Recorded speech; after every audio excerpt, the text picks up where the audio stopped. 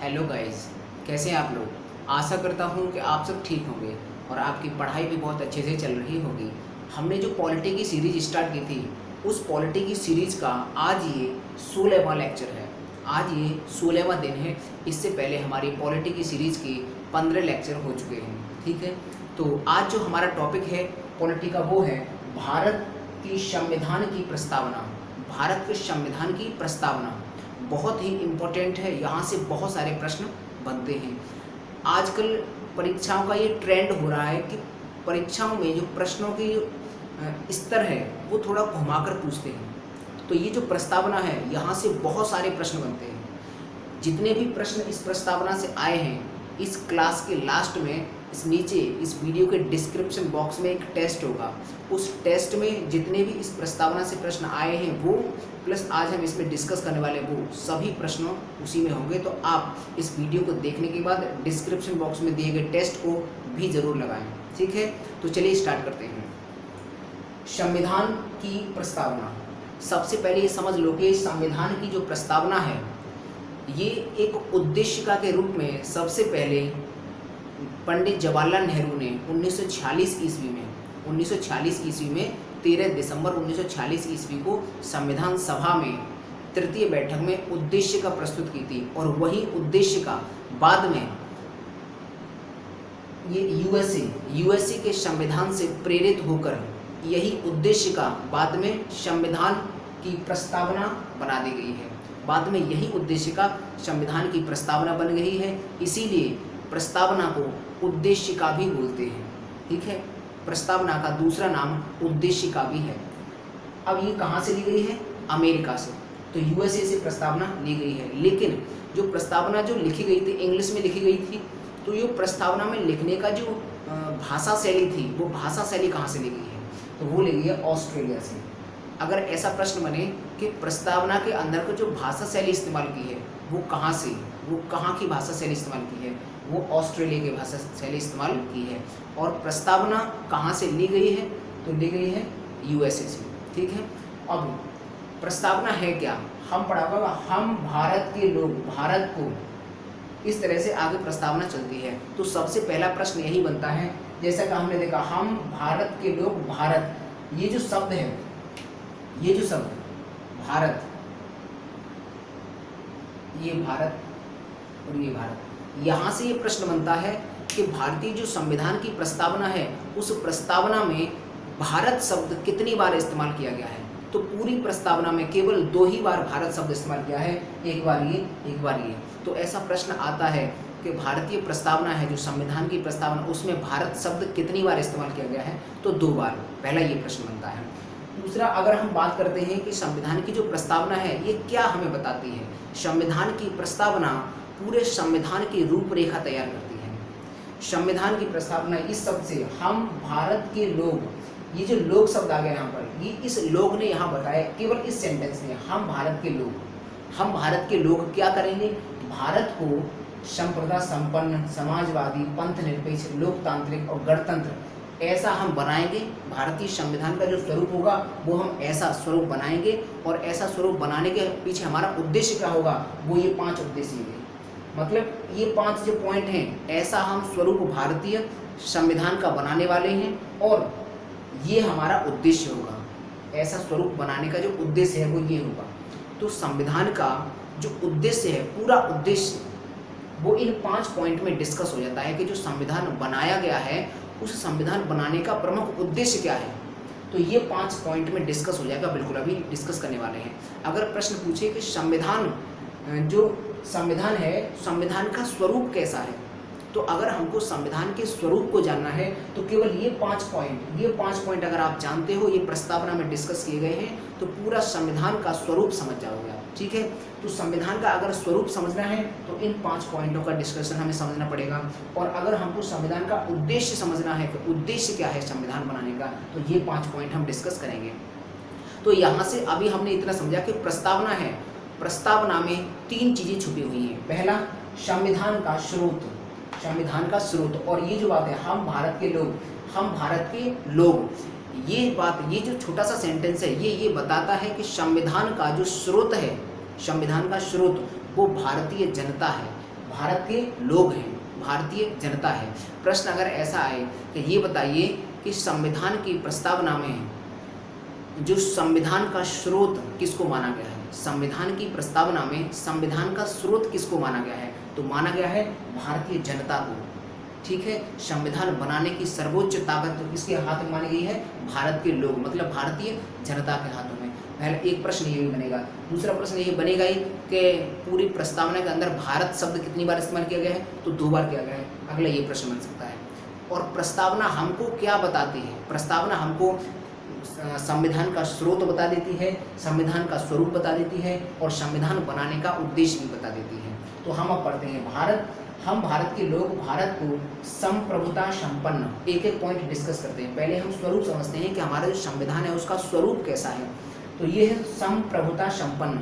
संप्रभुता संपन्न का मतलब होता है संप्रभु राष्ट्र, जो हमने पहले पढ़ा था एक वीडियो में हमने डिस्कस किया था कि भारत संप्रभु राष्ट्र कब बना था, 15 अगस्त 1947 को, ऐसा हमने पढ़ा था पहले।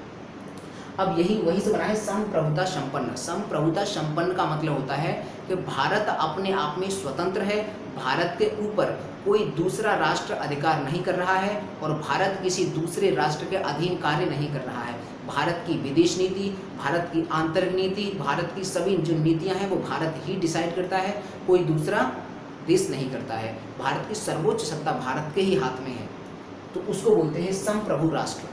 ऐसा राष्ट्र जिसकी सर्वशक्ति उसी के हाथ में हो, किसी दूसरे के हाथ में ना हो, तो ऐसे राष्ट्र को बोलते हैं संप्रभु राष्ट्र। तो भारत कैसा है, भारत को हम कैसा बनाएंगे, संप्रभुता संपन्न, मतलब एक ऐसा राष्ट्र जिसकी शक्ति पूरी हमारे हाथ में है। तो भारत एक कैसा राष्ट्र है, संप्रभुता संपन्न। एक इससे पता चला, स्वरूप पता चला भारत के संविधान का स्वरूप कि है कैसा। अगला पॉइंट, समाजवादी। समाजवादी शब्द देखो, 2 शब्द होते हैं, एक होता है समाजवादी, एक होता है पूंजीवादी। समाजवादी का मतलब होता है कि भारत के अंदर जितनी भी सरकारी चीज़ें हैं, जितनी भी गवर्नमेंट की चीज़ें हैं, उन गवर्नमेंट की चीज़ों पर जनता का समान अधिकार है, उन गवर्नमेंट की चीज़ों पर जनता का समान अधिकार है। तो ये होता है समाजवादी। और पूंजीवादी क्या होता है कि भारत के अंतर्गत जितनी भी प्राइवेट चीज़ें हैं उन पर अधिकार किनका है, पूंजीपतियों का, और वो उन पर पूंजीपतियों का अधिकार है, जनता के लिए उन पर समान अधिकार नहीं है, तो वो होता है पूंजीवादी। तो भारत पूंजीवादी नहीं है, समाजवादी है, क्योंकि भारत में ज़्यादा से ज़्यादा बड़े बड़े सेक्टर जैसे रेल सेक्टर, परिवहन सेक्टर जो है, ये सब किसके अंडर में आते हैं, भारत सरकार के अंदर में। तो ये इनका जो उपयोग है भारतीय जनता समान रूप से कर सकती है, सबके लिए बराबर है, तो समाजवादी है। समाजवादी का मतलब भारत की सरकार के पास जितने भी रिसोर्सेज हैं उन रिसोर्सेज पर सबका समान अधिकार है, ऐसे समाज को बोलते हैं समाजवादी। तो भारतीय एक संविधान का स्वरूप पता चला एक और, कि भारतीय संविधान कैसा है, समाजवादी है। अगला, पंथ निरपेक्ष। पंथ निरपेक्ष का मतलब एक धर्म निरपेक्ष से भी निकालते हैं, लेकिन उसका सेंस कुछ अलग जाता है। अभी हम पंथ निरपेक्ष समझते हैं। इसमें कहा गया है कि भारत एक पंथ निरपेक्ष राष्ट्र होगा। भारत एक पंथ निरपेक्ष का मतलब होता है कि भारत की जो सरकार है, जो सर्वोच्च सरकार है, वो किसी पर्टिकुलर एक धर्म को प्रेरित नहीं करती है, ना ही उस धर्म की अनुशंसा करती है और ना ही उस धर्म के विरोध में जाती है। किसी का विरोध नहीं करती और किसी का पालन नहीं करती, सब धर्म उसके लिए समान है। तो इसीलिए इसी को बोलते हैं पंथ निरपेक्ष या धर्म निरपेक्ष भी बोल देते हैं इसको। ठीक है, तो धर्मनिरपेक्ष का मतलब क्या हुआ इस पंथ निरपेक्ष का, कि भारत की जो सर्वोच्च सरकार है वो किसी एक धर्म को मतलब नहीं मानती है, वो सभी धर्म उसके लिए समान है। ठीक है, सभी धर्म समान है, कोई ना ऊंचा है ना नीचा है, ये होता है पंथ निरपेक्ष। अगला पॉइंट, लोकतांत्रिक। लोकतांत्रिक क्या है, लोकतांत्रिक का मतलब, और ये अगला स्वरूप क्या है भारत का, कि भारत का जो भारतीय संविधान जो बना रहे हैं उस भारतीय संविधान का स्वरूप कैसा है, लोकतांत्रिक है। मतलब इस संविधान के अंदर लिखा गया है कि भारत का जो सर्वोच्च राष्ट्राध्यक्ष होगा, सर्वोच्च अधिकारी होगा, ठीक है, वो अधिकारी जनता के द्वारा चुना जाएगा, जनता के द्वारा ही चुनाव होगा उसका, जनता के द्वारा। उसको सर्वोच्च शक्ति मतलब उसको चुनने की जो सर्वोच्च शक्ति होगी वो जनता के पास होगी। तो यही इसीलिए बोलते हैं लोकतांत्रिक। लोकतांत्रिक ऐसा राष्ट्र जिसमें राष्ट्राध्यक्ष को चुनने की पावर जनता के पास होती है, ऐसे राष्ट्र को बोलते हैं लोकतांत्रिक। तो भारत का संविधान हमें बताता है कि भारत कैसा है, एक लोकतांत्रिक देश है। अगला है गणतंत्र। गणतंत्र का मतलब क्या है? गणतंत्र का मतलब ये है कि भारत का जो राष्ट्राध्यक्ष होगा, भारत का सर्वोच्च अध्यक्ष होगा, वो वंशानुगत नहीं होगा। वंशानुगत का मतलब क्या होता है? ऐसा नहीं होगा कि जो राष्ट्राध्यक्ष है उसका बेटा आगे जाके राजा बन जाए, उसका बेटा आगे जाके फिर बन जाए। मतलब ऐसे मानो कि बाई चांस प्रधानमंत्री हैं, प्रधानमंत्री 5 साल बाद प्रधानमंत्री का दोबारा से चुनाव होगा। ऐसा नहीं होगा कि प्रधानमंत्री अगर 5 साल बाद हटे तो उनका बेटा आगे बैठ जाए, तो ये नहीं है। ऐसा हमारे भारत में सिस्टम नहीं है। हमारे भारत में सिस्टम क्या है? वंशानुगत नहीं है, हर 5 साल बाद इलेक्शन होता है, तो इसी को बोलते हैं गणतंत्र। मतलब अगर वंशानुगत होता तो गणतंत्र नहीं होता, लेकिन वंशानुगत नहीं है, इसमें चुनाव होता है, तो इसीलिए बोलते हैं गणतंत्र। तो भारत का हम स्वरूप समझे कैसा है? संविधान के अंतर्गत जो प्रस्तावना है, प्रस्तावना में इन 5 पॉइंट से ये बता दिया कि भारतीय संविधान और भारत का स्वरूप है कैसा। भारत कैसा है भाई?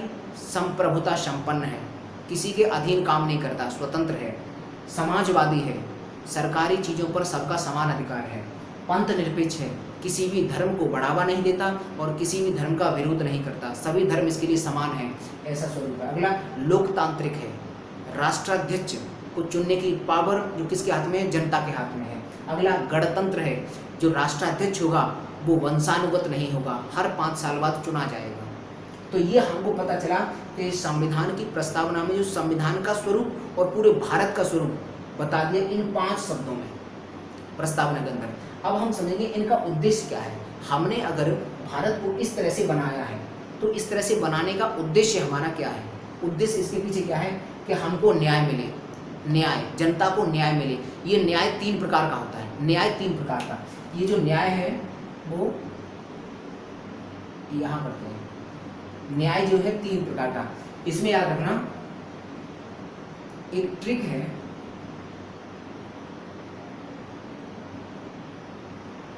सा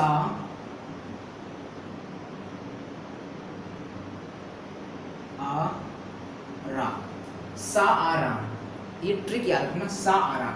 सा से कैसा कैसा न्याय? सामाजिक न्याय, सामाजिक न्याय। 3 तरह के न्याय की जिक्र किया गया है हमारी प्रस्तावना में। कैसा? सामाजिक न्याय। आ से आर्थिक न्याय, आर्थिक न्याय। और रा से राजनैतिक,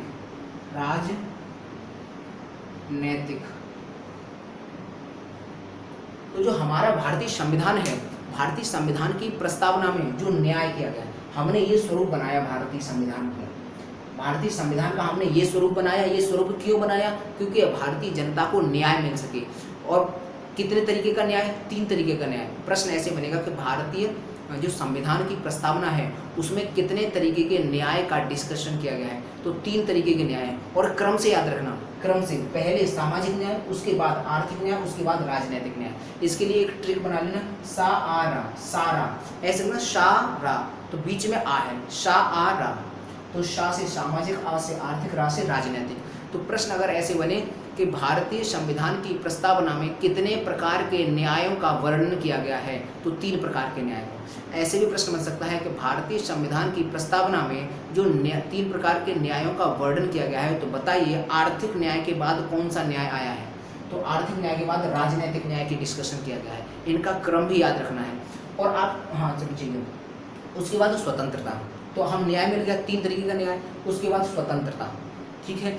अब भारतीय संविधान के अंदर ये जो हमने स्वरूप बनाया, इसका स्वरूप का मतलब भारतीय जनता को स्वतंत्रता भी होनी चाहिए। अब कितने प्रकार की स्वतंत्रता? प्रश्न बनेगा कि भारतीय संविधान की प्रस्तावना में भारतीय जनता को कितने प्रकार की स्वतंत्रता देने का बात कही है? तो कितने प्रकार की स्वतंत्रता है? 5 प्रकार की स्वतंत्रता है। इसको भी एक मतलब ट्रिक्स के माध्यम से, बस रेफरेंस में उस ट्रिक को याद रखना, ट्रिक को अपने जीवन में मत उतार लेना, क्योंकि ट्रिक के माध्यम से कोई सब्जेक्ट, पूरा का पूरा सब्जेक्ट नहीं पढ़ा जा सकता। ट्रिक की जहाँ ज़रूरत है केवल वही इस्तेमाल करना। ऐसा मत करना कि पूरा का पूरा सब्जेक्ट ही ट्रिक के आधार पर आप याद करने बैठ जाओ, तो सिलेक्शन नहीं होगा। इसे कंसेप्ट क्लियर होना चाहिए, ठीक है। तो चलो, स्वतंत्रता 5 प्रकार की है। इसके लिए एक थोड़ा सा ट्रिक मान लेते हैं। चलो इसको ही इधर मानता हूँ, ये देखना, वा व बावडू, ये जो है बस इसको याद रखना, पहले व फिर अ फिर व डी फिर यू, ये यू है यू। अब इसमें ये क्या है, ये क्या है, देखो वी है, वी से आया पहला विचार, विचार की स्वतंत्रता, ठीक है। अ से आया आपका, पहले हमने समझा था विचार की स्वतंत्रता, और दूसरा आया अभिव्यक्ति की स्वतंत्रता, अभिव्यक्ति की स्वतंत्रता, और ये तीसरा वी है। इस वी का मतलब है, ये जो तीसरे नंबर का वी है, इसका मतलब है आपका विश्वास, विश्वास, विश्वास। और ये डी है, ये धर्म, और ये यू है, इस यू का मतलब है उपासना।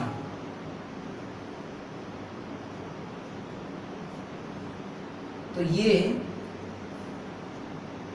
पहला, दूसरा, तीसरा, चौथा, पांचवा। तो थोड़ा सा एक ट्रिक के माध्यम से थोड़ा सा ट्रिक याद रखना, ये जो बावडू, V A V D U, बावडू, बस रेफरेंस में याद करना, इसको क्रम में, पहला वी से विचार, वी से विचार, और इस ए से अभिव्यक्ति की स्वतंत्रता, इस वी से विश्वास की स्वतंत्रता, और इस डी से धर्म की स्वतंत्रता, इस यू से उपासना की स्वतंत्रता, ठीक है। तो यहाँ से प्रश्न बनेगा कि संविधान की जो प्रस्तावना है उसमें स्वतंत्रता की बात की गई है, तो ये बताइए कि स्वतंत्रता कितने तरीके की स्वतंत्रता की बात की गई है प्रस्तावना के अंदर। तो 5 प्रकार की स्वतंत्रता है, विचार की स्वतंत्रता, अभिव्यक्ति की स्वतंत्रता, विश्वास की स्वतंत्रता, धर्म की स्वतंत्रता और उपासना की स्वतंत्रता, ठीक है। और इनका सीक्वेंस भी यही है, जो प्रस्तावना में लिखा गया है उनका सीक्वेंस यही है, पहले विचार है फिर अभिव्यक्ति है। तो इनका सीक्वेंस भी जरा याद रखना, सीक्वेंस भी बहुत इंपॉर्टेंट है। कभी कभी सीक्वेंस से प्रश्न आता है कि बताइए प्रस्तावना के अंतर्गत जो 5 प्रकार की अभिव्यक्ति की स्वतंत्रता बताई गई है, स्वतंत्रता, उन स्वतंत्रताओं को क्रम में लगाओ, या 3 दे देगा, इनको क्रम में लगाओ, तो आपको लगाना पड़ेगा, तो इनका क्रम ही याद रखना, ठीक है। उसके बाद आता है समानता, समानता की स्वतंत्रता, समानता, सभी लोगों के भारतीय जनता है उनके साथ समानता का व्यवहार हो, सबके साथ समानता का व्यवहार किया जाएगा, किसी के साथ भेदभाव नहीं किया जाएगा, तो समानता रहेगा, ठीक है। अब ये समानता भी किसमें है, विश्वास और प्रतिष्ठा इसकी है, लेकिन इसको ये इंपॉर्टेंट नहीं है, लेकिन इतना समझ लेना, समानता का मतलब है भारतीय जनता को हर जगह पर जहाँ पर पब्लिक प्लेस होगा, सरकारी, ठीक है, तो वहाँ पर समानता मिलेगी, समानता का अधिकार रहेगा, ठीक है। अगला है अखंडता, अखंडता, जैसे खंड का मतलब होता है टुकड़े करना, और अखंड का मतलब होता है टुकड़े ना करना, तो यही है अखंडता। अखंडता, इसका दूसरा मतलब होता है एकता। अखंडता का मतलब होता है कि भारत के अंतर्गत किसी भी प्रकार की विपत्ति आएगी, किसी भी प्रकार की अगर विदेशी आक्रमण हो या किसी भी प्रकार की अगर विपत्ति आएगी, तो भारतीय लोग अखंडित नहीं होंगे, टूटेंगे नहीं, एकता बनी रहेगी। चाहे भारत किसी भी परिस्थिति से गुजर रहा हो, लेकिन भारतीय लोगों में एकता बनी रहेगी मरते दम तक, ये बात सिद्ध करता है ये बात, अखंडता, ठीक है। तो अखंडता सबसे ये पता चलता है। उसके बाद बंधुता, भारतीय लोगों के बीच में बंधुता, भाईचारा होगा, भारतीय लोग किसी को एक दूसरे को दुश्मन नहीं समझेंगे, सबको अपना भाई समझेंगे, भारतीय भाई समझेंगे, ठीक है। तो ये हमें डिस्कस की। उसके बाद लास्ट में लिख रखा है, यहाँ से स्टार्ट होकर लास्ट में आत्मार्पित करते हैं।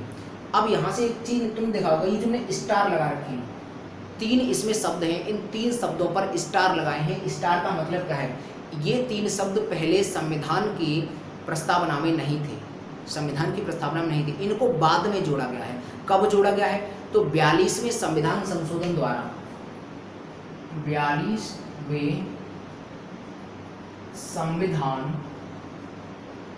संशोधन, 42वां संविधान संशोधन 1976 ईस्वी में हुआ है। इसके द्वारा संविधान में 3 शब्द जोड़े गए हैं। पहला है आपका समाजवाद, दूसरा है पंथ निरपेक्ष और तीसरा है अखंडता, ठीक है। तो हम ऐसे करते हैं, समाजवाद, समाजवाद का एस ले लिया, और पंथ ये दूसरे नंबर पर आया, ये भी, अच्छा अभी बताते हैं। पंथ, इस पंथ से हमने पी ले लिया, और ये अ है, इसके हमने ए ले लिया, तो ये क्या बन गया? सपा, ये बन गया सपा। तो ये हमारी ट्रिक हो गई कि 42वें संविधान संशोधन के द्वारा 3 शब्द भारतीय प्रस्तावना, भारतीय संविधान की जो प्रस्तावना है उसमें जोड़े गए हैं। तो वो 3 शब्द कौन से थे और उनका क्रम क्या है? तो सपा याद रखना, सपा। एस से बनेगा समाजवाद, पी से बनेगा पंथ निरपेक्ष, और ए से बनेगा अखंडता। ठीक है, तो मैं लिख देता हूँ, समाजवाद, पंथ निरपेक्ष और अखंडता। और इनका क्रम भी यही है, इनका क्रम भी जो प्रस्तावना है। अब ये जो मैंने 10 वर्ड याद किए, ये जो 10 वर्ड का सीक्वेंस, और इनको सीक्वेंस से ही याद करना है, इनको भी सीक्वेंस में ही लगाना है। क्यों? क्योंकि प्रस्तावना के अंदर पहले ये वाला शब्द आया, फिर ये वाला शब्द, फिर ये वाला, फिर ये वाला, तो ये इस तरह से शब्द प्रस्तावना के अंदर भी ये इसी क्रम में दिए गए हैं। ठीक है, तो आपको इनका भी क्रम याद रखना है, इनका भी क्रम याद रखना है। इनका क्रम के लिए सपा ट्रिक, और इनका क्रम याद रखना है सा आरा, ये 3 तरह के न्याय थे, सा आरा। और ये स्वतंत्रता के लिए 5 प्रकार की स्वतंत्रता थी, तो इसके लिए वावडू। इस तरह से थोड़ी सी ट्रिक के माध्यम से इनको याद रखना। ये तो 42वां संविधान संशोधन था, इसके तहत भारतीय संविधान की प्रस्तावना में मतलब 3 शब्द जोड़े गए हैं। इसका मतलब उसकी प्रस्तावना में संशोधन किया गया है। पूरे अभी तक वर्तमान तक संविधान की प्रस्तावना में केवल एक संशोधन किया गया है, वो यही 42वां संविधान संशोधन। इसके बाद कोई भी संविधान की प्रस्तावना में संशोधन नहीं किया गया है। केवल एक संविधान की प्रस्तावना में संशोधन किया गया है, वो 42वां, और इसके तहत ये 3 शब्द जोड़े गए थे। प्रश्न ऐसे बने कि निम्नलिखित में से वह कौन से शब्द हैं जो संविधान की मूल प्रस्तावना में नहीं थे? तो ये 3 शब्द नहीं थे। 3 शब्द होंगे तो बताते नहीं है, या इनमें से कोई एक होगा तो वो कर देना। ठीक है, तो इस तरह से अब ये संविधान की हमने उद्देशिका पढ़ ली। ठीक है, संविधान की उद्देशिका पढ़ ली। अब उद्देशिका के बारे में कुछ महान व्यक्तियों ने अपने अपने विचार प्रस्तुत किए हैं। कुछ महान व्यक्तियों ने इस उद्देशिका को कुछ नामों की संज्ञा दी है। तो वो क्या कहा है जरा देख लेते हैं। N.A. पालकीवाला एक व्यक्ति हैं, N.A. पालकीवाला। इन्होंने इस संविधान की प्रस्तावना को क्या कहा है? प्रस्तावना संविधान का परिचय पत्र है। प्रश्न अगर ऐसे बने कि ये बताओ प्रस्तावना को संविधान का परिचय पत्र किसने कहा है? तो N.A. पालकीवाला ने कहा है। अगला अल्लादी कृष्ण स्वामी अय्यर। हमने प्रारूप समिति पढ़ी थी, प्रारूप समिति के एक सदस्य थे अल्लादी कृष्ण स्वामी अय्यर। इन्होंने भी प्रस्तावना के बारे में कुछ बात कही है। क्या कही है? प्रस्तावना हमारे दीर्घकालिक सपनों का विचार है। मतलब प्रस्तावना जो है वो हमारे दीर्घकालिक सपनों का विचार है। मतलब हम अब आगे जो सपने देखेंगे, भारत के अंदर जो हम सपने देखेंगे, उनका विचार हमें अभी मिल गया ये प्रस्तावना के अंदर।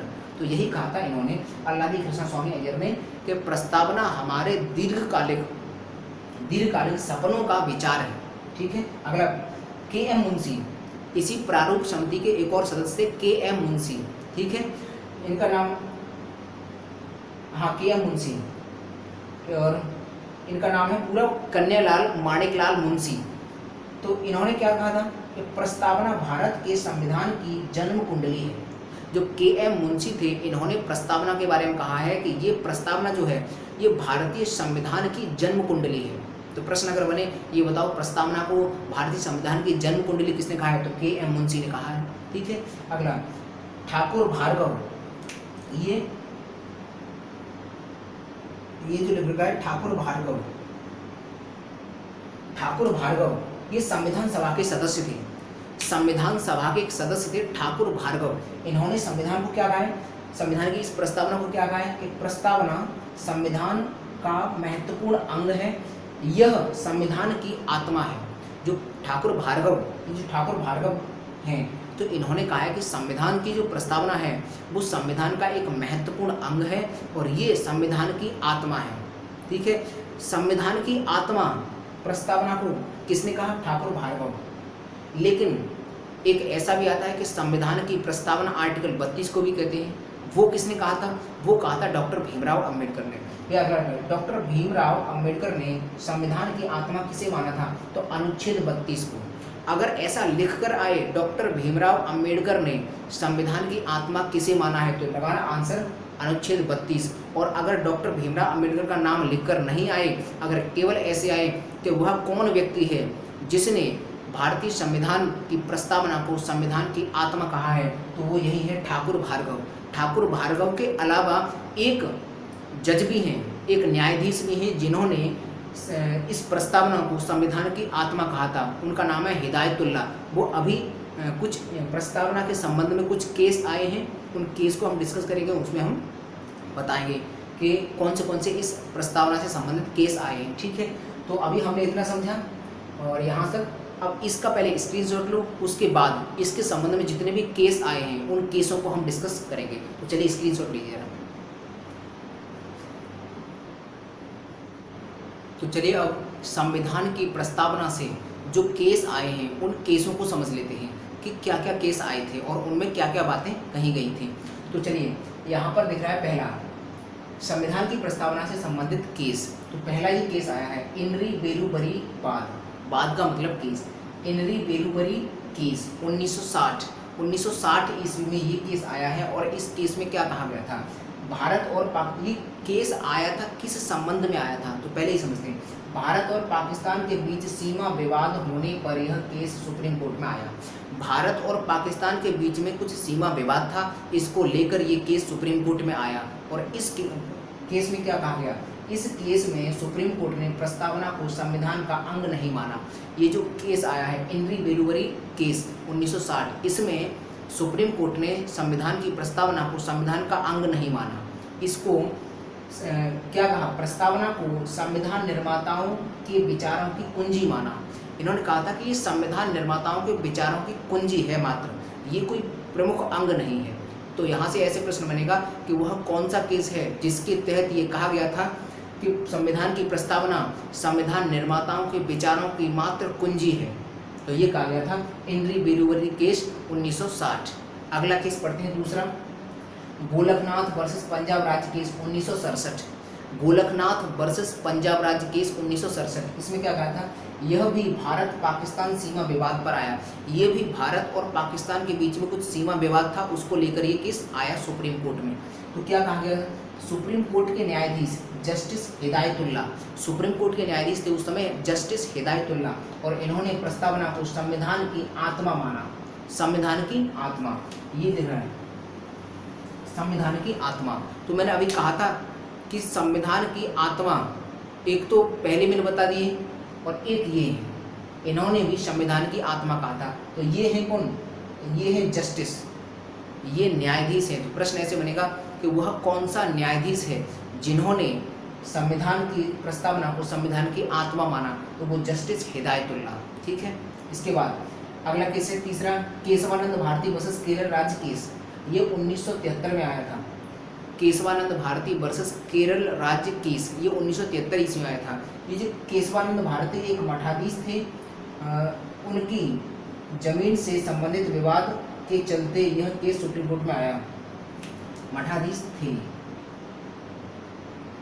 तो ये क्या था, केशवानंद भारती केरल में एक मठाधीश थे। मठाधीश का मतलब होता है एक साधु का मठ और उसके मेन अध्यक्ष।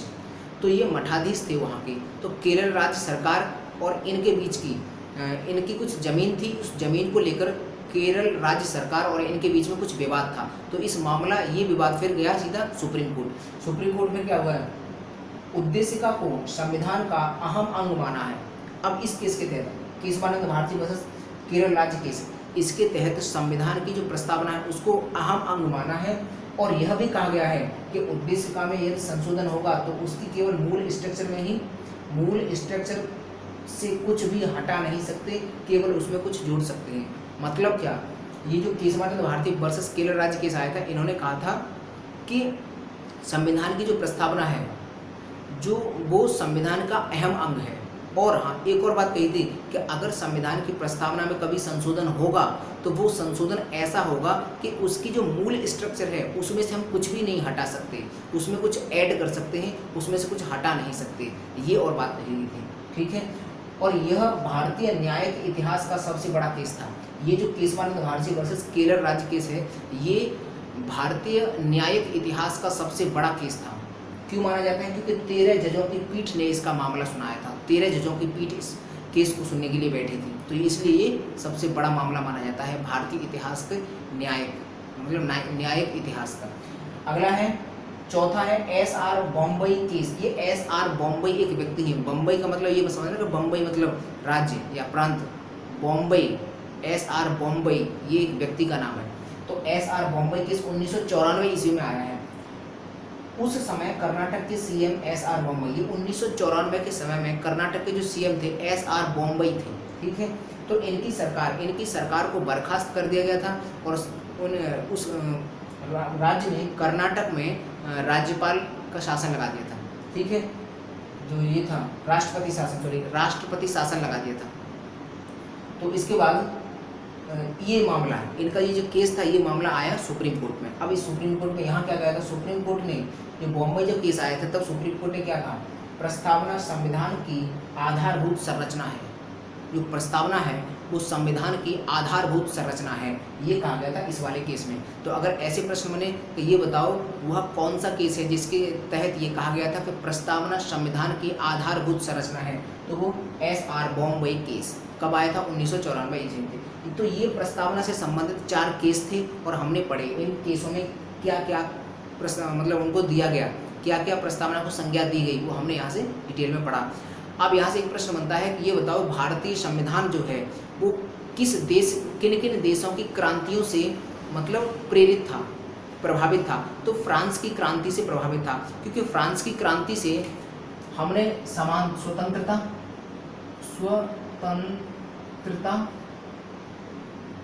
समानता और बंधुता, ये जो 3 शब्द थे, ये जो 3 शब्द हमें अभी प्रस्तावना में 10 शब्द देखे, उस 10 शब्द में नीचे जो 3 शब्द लिखे थे, ये 3 शब्द कहां से लिए थे, फ्रांस की क्रांति से ये लिए गए थे। तो इसीलिए कहा जाता है कि भारतीय संविधान फ्रांस की क्रांति से प्रभावित था, अमेरिका की क्रांति से प्रभावित था। क्यों? क्योंकि अमेरिका से तो प्रस्तावना ली ही गई है, तो अमेरिका की क्रांति से प्रभावित था। और रूस की क्रांति से भी प्रभावित था। क्यों? क्योंकि रूस की क्रांति से इसलिए प्रभावित था, जो न्याय है, न्याय का जो कंसेप्ट है, हमने 3 प्रकार का न्याय पढ़ा था, सामाजिक न्याय, आर्थिक न्याय और राजनीतिक न्याय। तो ये जो न्याय का कंसेप्ट है, जो प्रस्तावना में जो न्याय शब्द है वो कहाँ से लिया गया है, रूस से। न्याय, ये जो शब्द है वो कहाँ से लिया गया है, रशिया, रूस। तो ये रूस से लिया गया है। इसलिए कहा जाता है कि जो भारतीय संविधान है वो फ्रांस की क्रांति पर फ्रांस की क्रांति से भी प्रभावित था, रूस की क्रांति से भी प्रभावित था, अमेरिका की क्रांति से भी प्रभावित था, लेकिन चाइना की क्रांति से प्रभावित नहीं था। प्रश्न ऐसे आता है, निम्न में से कौन सा देश है जिसकी क्रांति से भारतीय संविधान प्रभावित नहीं था, तो चाइना। और किसकी से था, तो ये 3, ठीक है। तो इस तरह से यहाँ से बहुत सारे प्रश्न बनेंगे। इस आज की क्लास से संबंधित और एग्जाम में आने वाले प्रश्न डिस्क्रिप्शन बॉक्स में नीचे टेस्ट है, उसको टेस्ट को करो और इसको पहले अच्छे से पढ़ लो, ठीक है। उसके बाद उस टेस्ट को करना। तो आज के लिए इतना ही, धन्यवाद। ऐसे ही अपनी नॉलेज को एनहेंस करते रहिए, हमारे साथ जुड़े रहिए। और आप अगर चाहें तो हमारे यूट्यूब चैनल को मतलब सपोर्ट भी कर सकते हैं, और करना भी चाहिए भाई। अगर कुछ मिल रहा है तो सपोर्ट भी करना चाहिए। तो सब्सक्राइब कर सकते हैं चैनल को, और अपने दोस्तों को भी मतलब शेयर कर सकते हैं ताकि वो भी सब्सक्राइब कर लें। तो इसी तरह से जुड़े रहिए और अपनी नॉलेज को एनहेंस करते रहिए।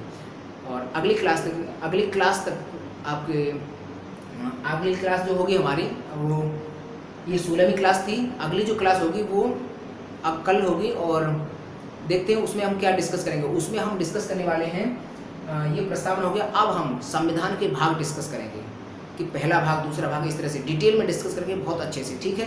तो तब तक ये नमस्कार, जय हिंद।